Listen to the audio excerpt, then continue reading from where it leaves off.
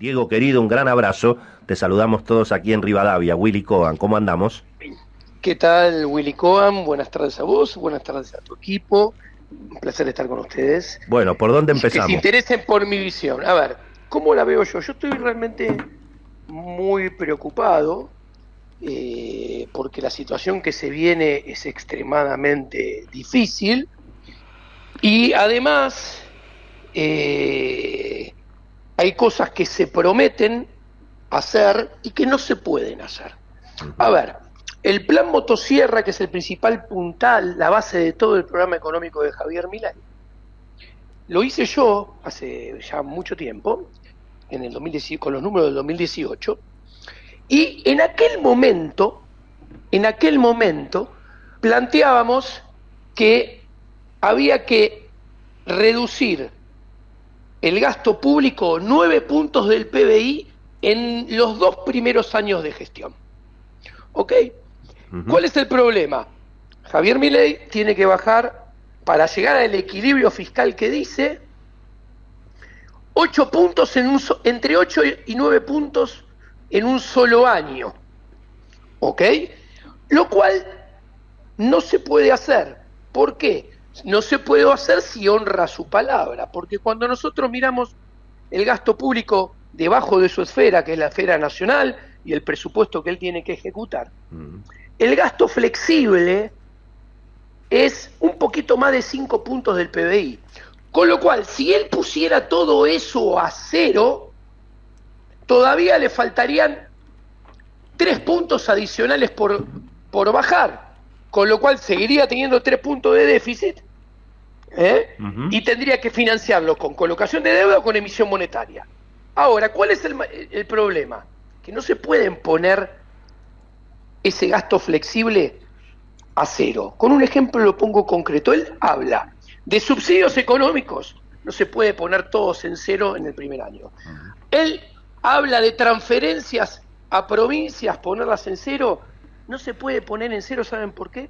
Porque parte de esas transferencias que hace Nación a provincias son para pagar, por ejemplo, parte de las jubilaciones que pagan las 14 cajas provinciales jubilatorias que no fueron transferidas a Nación con el menemismo. Con lo cual, no se pueden poner a cero. En un ejercicio muy optimista, se podrían bajar 4 puntos porcentuales. Entonces, ¿qué quiere decir? Que se puede bajar solamente la mitad.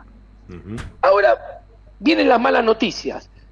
Fíjense, presten atención. Es la primera vez en la historia que gana un presidente unas elecciones y la gana holgadamente, por 12 puntos de diferencia, y no están todos los gobernadores haciendo fila para lamerle las manos, sino que es la primera vez en la historia que los 24 se juntaron casi al día siguiente, encabezados por Frigerio y Axel Kicillof, que son enemigos acérrimos, pero para esto se pusieron de acuerdo, ellos dos y los 24.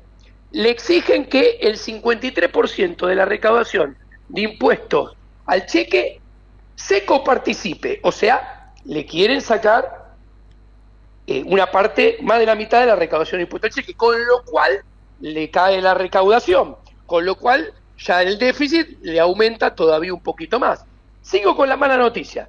Quería la unificación cambiaria, que evidentemente no va a haber. Ahora, hay un impuesto que él dice que lo quería reducir, que es el impuesto país. El impuesto país es el único impuesto que le gana por goleada a la inflación. En los 10 primeros meses del año, su recaudación pasó de 580, aumentó 580, mucho más que la inflación, 580%, pasando de recaudar un punto porcentual a equivaler a 6 puntos porcentuales de toda la recaudación. Ahora, perdón, ahí te interrumpo, Diego, en el sentido de que fíjate Sí. vos la inconsistencia, porque teóricamente el impuesto país deriva del cepo. Exactamente. Digamos, y si vos querés, además de las dificultades para levantar el cepo, si vas a depender del impuesto país, entonces nunca vas a poder levantar el cepo. Bueno, el cepo si ustedes escuchan declaraciones, parece que vino para quedarse. ¿Y cuál es el problema? Que el cepo es una violación a la libertad, el cepo es una violación a la propiedad privada, y el cepo es como siempre explicó Javier, es un desequilibrio permanente en el mercado cambiario, exceso de demanda de dólares, con lo cual te garantiza que si estabilizan el dólar va a ser por un ratito nada más. Y Claro, porque además el impuesto país funciona cuando la gente compra dólares. Y ya hemos dicho 20 veces que la Argentina funciona si la gente vende los dólares, no si la gente los compra todo el tiempo, digamos, ¿no? Entonces, en definitiva, lo que quiero decir es que Javier Milei tiene un horizonte en el cual no va a llegar al superávit fiscal financiero ni al equilibrio fiscal financiero. Y si hay un agujero que va a ser probablemente la mitad del que se esperaba que hubiese, a ver si no se hiciera nada, o sea, él tiene que cerrar una brecha de 8. En el mejor de los casos, baja 4 y queda la mitad. Va a tener que financiar 4 puntos, que es o con emisión monetaria o con colocación de deuda. Tal vez, Diego, tal vez ese shock de realismo es lo que explica, digamos, el acercamiento de Milei con todo este sector tan financiero, ¿no? El Toto Caputo, Bausili, Joaquín Cotani, ¿no? Son todos hombres del mundo financiero y muy expertos supuestamente en esto, ¿no? Es interesante lo que vos comentás, Willy, porque acá entra lo que vos decís, bueno, van a conseguir dólares. Yo voy a hacer un comentario rápido. A final del 2019, nosotros habíamos hecho el plan motosierra del 2018, originalmente, que está en el libro Libertad, Libertad, y decíamos, hace falta un superávit primario de 3 puntos del PBI para que la deuda sea solvente en términos dinámicos, o sea, pueda ser pagable y entonces tenga refinanciamiento. En aquel momento la deuda sobre el PBI era 84%, con un tipo de cambio de verdad. Hoy es 84%, pero con un tipo de cambio de mentira, con lo cual en realidad es más alta la deuda, no sé, 100, 110, no vale la pena hacer la cuenta. El asunto es que si en aquel momento decíamos que necesitas un superávit primario de 3, si hoy es más alta, necesitas uno mayor. Ahora, este equipo, que es un equipo no económico, sí financiero, va a colocar deuda. Y acá el monto de la deuda a colocar, que pareciera que es para rescatar las LELIQ y las PACES, que no sabemos en qué momento se va a rescatar, pero es rápido, vamos a tener que rescatar, no sé, 25, 26 o 28, 29 billones de pesos de LELIQ y PACES. Según cuánto consigan, hay un tipo de cambio de conversión. Por ejemplo, abrirán 30 días la ventana para, bueno, canjeemos la LELIQ y PACES. Asumiendo que se canjean todas, acá el monto de recaudación que consigan es muy importante. Porque, por ejemplo, para mantener un tipo de cambio de conversión en torno a los 1.000 mangos, como hoy en día, Caputo necesitaría conseguir 30.000 millones de dólares. Si Caputo consiguiera 12.000, el tipo de cambio de conversión podría ser entre 2.500 y 2.800. Si consiguiera 15.000, sería un poquito más bajo. Si consiguiera 20.000, estaría entre 1.500 y 1.800. ¿Y cuál es el problema? Que si esa es la suma que consigue y va a un tipo de cambio de esta transacción del canje de LELIQ y PACES de 2.500 o 1.800, ustedes se imaginan que el dólar paralelo no va a estar más abajo que ese tipo de cambio de conversión. Va a converger y sobrepasar ese tipo. Entonces, rápidamente la devaluación del dólar oficial, que no sabemos tampoco cuál va a ser, imaginemos un número para que le quede de gente, salta de 370 a 800, a la brevedad vuelve a quedar atrasada, corta y amarreta, y van a tener que venir una segunda o una tercera vuelta de aumento del tipo de cambio oficial.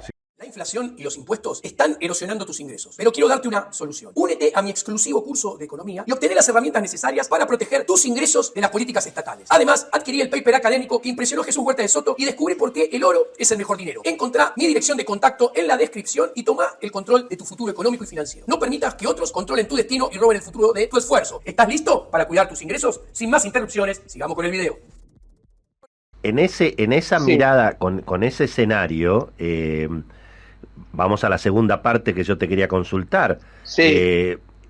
¿Cuál, digamos, para que tenga éxito un blanqueo, en el caso de que se decida hacerlo, bueno, Sí. tiene que generarse también la confianza, porque no es solamente el premio de blanquear, sino la decisión de traer los dólares y depositarlos en la Argentina, eventualmente, si no, mucho sentido no tiene, para conseguir dólares, digamos, ¿no? Claro, porque el plan motosierra es recesivo. Entonces hay que hacer, va a caer el consumo privado, va a caer el consumo público, que es el ajuste del gasto público, que son los dos primeros componentes de la demanda agregada, que determina el nivel de actividad en el corto plazo. Entonces vos necesitas que el tercer componente, que es la inversión, compense o intente compensar esa caída para que no sea tan recesivo o al menos quede empatado. Entonces, vos necesitas que la inversión aumente. ¿Cuál es el problema? No hay reputación, porque cada vez que pusieron un blanqueo, los políticos al final terminaron cazando en el zoológico tributario a los agentes privados. Con lo cual los agentes privados nos van a traer un mango, porque no tienen reputación, entonces no le creen, no tienen credibilidad, no traen nada.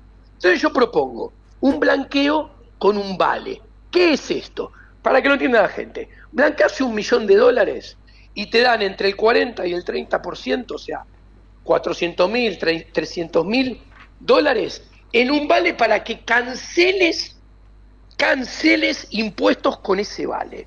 Ahora, este proyecto de blanqueo debería venir acompañado con otra ley que establezca un mercado de capitales para estos vales, porque vos capaz tenés un vale de 400.000, pero vos querés pagar solamente 100.000 dólares de impuestos. Entonces, los otros 300.000 lo vendas en el mercado secundario y alguien lo compre, y este vale pueda ser aplicado a cancelar impuestos ligado a todos los bienes y servicios relacionados con la inversión, para justamente estimular la inversión. Y paralelamente tiene que haber otro proyecto de ley, se me ocurre, que establezca la creación de un nuevo sistema bancario y monetario que cohabite en paralelo con el que tenemos hoy en día, que debería quedar solamente en pesos.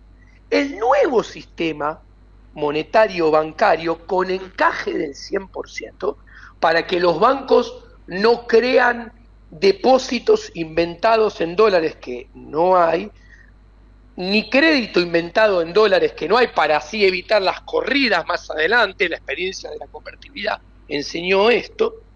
Este nuevo sistema, a ese sistema todos los dólares blanqueados van a este nuevo sistema que es solamente en dólares. Y se liberaliza toda operación económica de consumo, de inversión, de crédito en dólares dentro de este sistema. Claro, eso es sin Con cepo, lo cual, eso sin cepo, que la gente claro, sepa que puede entrar y salir libremente. Exactamente, con lo cual pasás a tener una economía, una parte de la economía totalmente libre, totalmente dolarizada y que no va a experimentar inflación. ¿Ok? Y entonces, en ese tramo de la economía va a funcionar las operaciones de comercio internacional, las operaciones de inversión, etcétera, etcétera. Y va a cohabitar con el tramo en pesos, que es el que tenemos hoy en día, hasta que, siguiendo las ideas de Javier Milei, que no tienen por qué ser las mías, no hago ningún juicio de valor, complete su proceso de dolarización y absorba por completo los pasivos en peso del Banco Central. O incluso se podría ir a un sistema bimonetario si estuviera ordenada la economía, ¿no? Pero bueno, para eso... A ver, no, el sistema bimonetario estaría solamente mientras sí, claro, que todavía no se completó la dolarización, porque estoy siendo congruente con el Sí, programa pero de Javier. viste que lo de la dolarización está medio Bueno, discutido, ahí ¿no? lo de la dolarización, yo tengo mi lectura conociéndolo a Javier.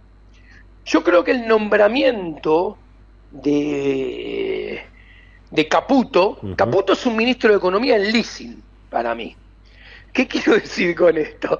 Que tiene una fecha de vencimiento. Yo creo que viene para solucionar el tema de las LELIQ y pases en el corto plazo, porque Javier siempre fue muy claro, dijo, lo primero que hay que hacer, el primer paso para la dolarización es solucionar el tema de las LELIQ Sí, y pases. ahora, de eso, eso es, Diego, lo vamos a charlar en otra nota, porque sabemos que además tenés otro compromiso, pero eso también va a Sí, ser polémico, ¿no? Porque si la idea es tomar deuda para financiar una fuga de capitales y que la gente que tiene pesos pueda salir rápidamente en pesos, en dólares, a un dólar de 800 pesos, por ejemplo, eso también va a ser es más, polémico. Eso va a es ser muy más de lo polémico, mismo ¿eh? de siempre. Claro, por Es eso el te digo. riesgo de la vuelta Eh, nefasta del carry trade que exactamente, aumenta el claro. endeudamiento Ujú, en términos netos, claro, aumenta el costo de capital, aumenta el riesgo país en el mediano y largo plazo por y eso. juega en contra porque complica el escenario Mm, fiscal que va a terminar exigiendo un ajuste mayor por un lado y sí, sí, sí, sí. complica del otro lado el tema de el crecimiento económico vía inversión, porque si aumenta el costo de capital, aumenta el riesgo del país, eso atenta contra la inversión, no la estimula. Por Ujú. eso para mí no es la mejor salida Toto Caputo y su plan para cambiar la ley que pase. Pero bueno, yo acá Vamos no a ver, importa, vamos a ver esto si ya está hay, jugado, vamos a ver si hay tal, pareciera. vamos a ver si hay, además vamos a ver si hay aquellos 30.000 millones de dólares. Eso también lo quiero ver. Diego, querido, un abrazo grande. Hemos escuchado a Diego Giacomini, Un abrazo enorme. un interesante, siempre muy interesante hablar con él, y bueno, y esta idea, que a mí realmente me parece muy, muy interesante, de, ya que los argentinos tenemos los dólares, bueno, buscar las alternativas para que esos dólares vuelvan. No es solamente un blanqueo, hay que, por supuesto, generar confianza, generar acuerdos políticos, bajar el déficit, en fin, todo lo que ya hemos hablado. Diego, un abrazo grande, gracias como siempre. Un abrazo grande, chao, chao.